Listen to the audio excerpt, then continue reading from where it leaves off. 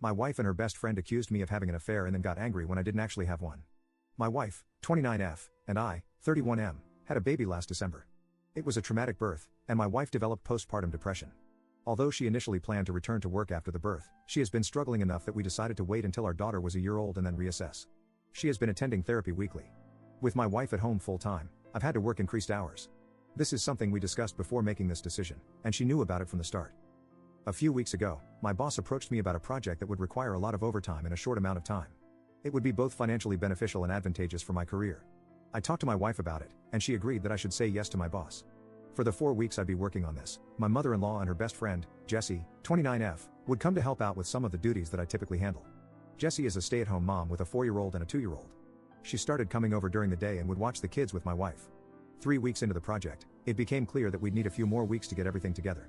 I went home that night and talked to my wife about it. She said she was okay with it but became very cold in the days after.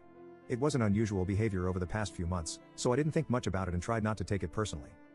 During the last week of the project, I arrived home one night and noticed that Jessie was still at the house. I didn't think much about it, greeted her and my wife, and then went to check on our daughter. Before I could reach her room, I overheard Jessie saying something like, "He doesn't even stop to greet you." Definitely a sign. I turned around and asked what it was a sign of. Immediately, my wife started crying, and Jessie accused me of having an affair. She insisted that I must hate my wife because she has postpartum depression and that I'm not attracted to her because she gained weight from the pregnancy. Neither of these assertions are true.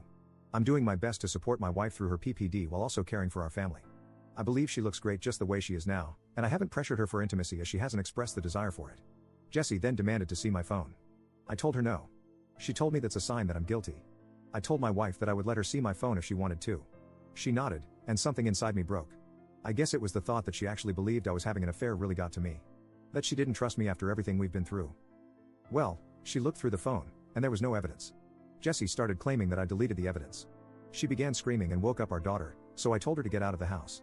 Eventually, she left, and I went to calm our daughter since my wife was still on the couch crying. When my daughter was asleep again, I sat down with my wife and tried to talk to her about what's been happening. She told me that she's been worried ever since I started working all the overtime. I reminded her that we had discussed what a good opportunity it was, and she agreed to letting me take on this project. She found it suspicious that we extended the length of the project. I explained that sometimes that happens. She wanted more evidence, so I showed her messages and emails with timestamps from work and pay stubs showing the overtime. She said she believed me and apologized for doubting me, mentioning that Jessie had been telling her these were all signs that I was cheating. I asked her why she believed Jessie more than me and why she didn't come to me with her concerns. She didn't have a real answer. It's been a couple of weeks, and the project is over. I scaled back and am trying to work a little less than I was before the project so I can spend more time with my wife and daughter. However, I feel burnout trying to do everything and becoming resentful because, in the back of my mind, I know that my wife doesn't trust me. I ask myself, what happens the next time I have a project? Or I have to run errands one day? Or if I have a business trip? Am I going to come back every time to accusations that I'm cheating?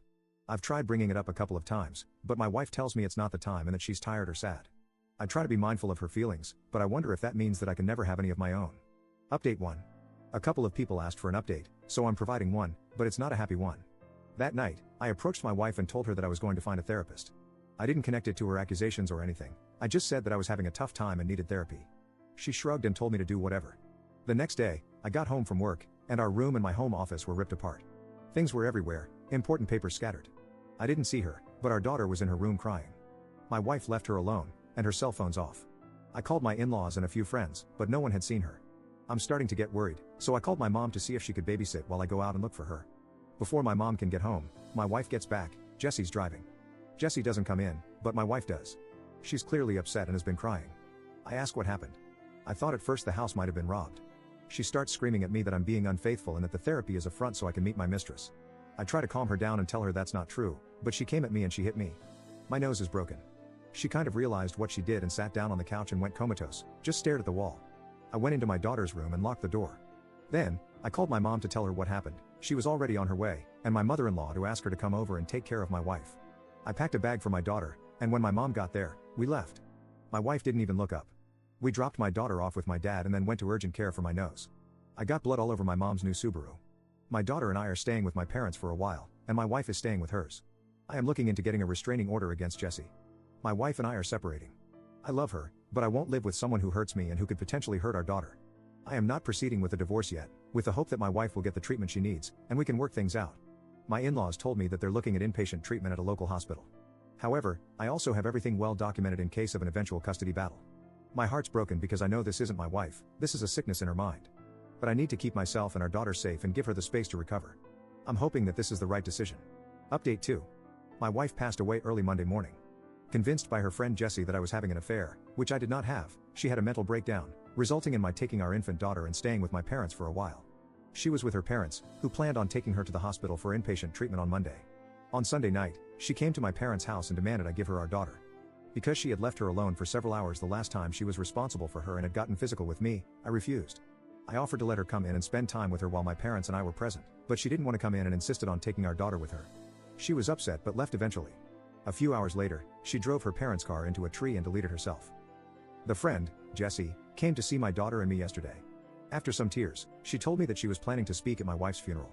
She had already cleared it with my in-laws but was letting me know as a courtesy. I told her she would not be speaking at the funeral. We fought, and she left after telling me that I was an idiot and not the only person who loved my wife. I talked to my in-laws, who were adamant that Jessie be allowed to speak. She and my wife knew each other since they were kids, and my in-laws are close to her. We're all very fragile right now, and I fear that pushing this further would hurt my relationship with my in-laws, which I don't want. Still, the thought of seeing Jessie up there at my wife's funeral makes me feel sick. I don't think I can stand to listen to her, knowing that she took joy in my wife's deteriorating mental health and picked her up, leaving my daughter home alone. That being said, I don't trust myself to make the best decisions right now. My mind's clouded by grief, guilt, and fear. My parents are split on what to do, and I don't have the energy to reach out to my friends. So, I'm coming here again to ask for your advice. Thank you.